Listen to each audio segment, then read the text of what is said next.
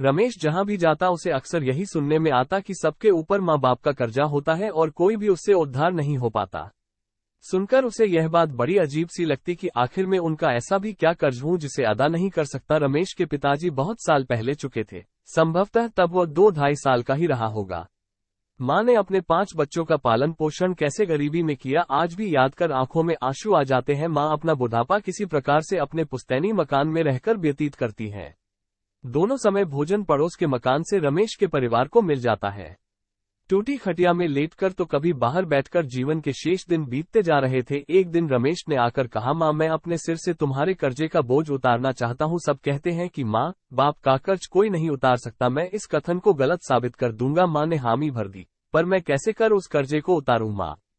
तरीका तो आपको ही बताना होगा। क्यों? रमेश ने जिज्ञासा व्यक्त की। हाँ क्यों नहीं, कर्जा मेरा उतारना है, उपाय भी मुझे ही बताना पड़ेगा। झुर्रियों से भरे चेहरे पर हल्की सी मुस्कान लाते हुए माँ ने कहा, हाँ तो फिर कहो भी कि मुझे करना क्या है। मातृभक्ति के ताव में आकर रमेश बोला, आज रात से सेवा करने के लिए तू मेरे साथ सोएगा, ठीक है? सरसरी तौर पर माँ ने बेटे को निहारते हुए कहा। बेटे ने भी बात को सहर्ष स्वीकार कर भोजन के पश्चात रात्रि शयन के लिए कक्ष में आकर माँ की खटिया के पास बिस्तर बिछाकर जमीन पर सो गया। थोड़ी देर में माँ बोल उठी, बेटा मेरा जी कुछ मचल सा रहा है, मुझे बाहर ले चल। मातृभक्त की भूमिका निभाते हुए बेटा माँ को बाहर ले गया। पूस के महीने की ठंड वदन खाए जा रही थी। बड़ी देर तक बाहर खड़े खड़े दांत खट खट और तन थर थर कांपने लगा था। माँ ने कहा, कुल्ला करने के लिए 1 लोटा पानी लाना। बेटा अंदर जाकर जैसे ही गगरी से पानी निकालने लगा, कुछ पानी उसके बिस्तर पर भी गिर गया। दिमाग पर एक चोट सी पड़ी। कुल्ला करवाकर हाथ पकड़ माँ को खटिया तक लाया। एक हिस्सा गीला होने से दूसरी ओर जाकर वो सो गया। बड़ी देर में जैसे ही उसकी आंख लगने लगी, माँ ने फिर से जगाया, रमेश पता नहीं गला क्यों सूख रहा है, 1 गिलास पानी दे दो। बेटा मन ही मन में गुस्सा तो बहुत आया, लेकिन करे तो करे क्या, बेचारा चुप रहा। माँ का कर्जा जो चुकाना है उसे उठकर पानी का गिलास भरकर हाथ में थमा मुश्किल से 2 घूंट पी होंगी। कांपते हाथों से गिलास छूटकर सीधे रमेश के बिस्तर पर जाकर रुका।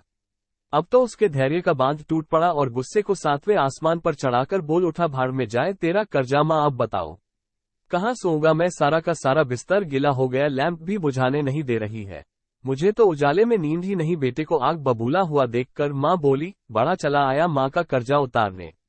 एक रात तो रही दूर, कुछ घंटों में ही तेरा बिस्तर स्वच्छ पानी से गीला हुआ। कुछ घंटों की नींद खराब हुई। जब तू वर्षों तक अपने मल मूत्र से बिस्तर को गंदा और गीला करता रहा, तब मैं सूखे और स्वच्छ जगह पर तुझे सुलाती और स्वयं गंदे गीले में रहकर रातें गुजारती। बीमार होने पर कंधे में उठाकर डॉक्टर के पास ले जाती। रुपये न रहने पर गिरवी में हमने कर्जा लाकर इलाज कराया। अपने तन का रस पिलाकर बड़ा किया।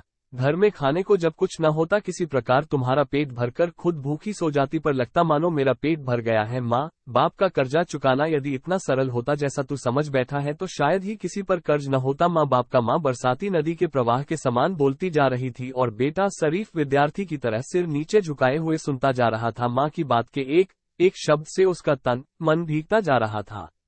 पितृऋण की गहराई को समझकर उसका माथा शर्म के मारे माँ से आंख मिलाने की हिम्मत नहीं जुटा पा रहा था। पता भी नहीं चला कि कब रात खुली। हारे हुए सैनिक की तरह सिर झुकाकर रमेश दबे पांव मां के कमरे से बाहर निकला। इस कहानी से हमें ये सीख मिलती है, माता पिता का ऋण पूरे संसार में कोई नहीं चुका सका है। धन्यवाद। आगे भी इसी तरह रोमांचक व मजेदार कहानियों के लिए हमारे चैनल को सब्सक्राइब करना न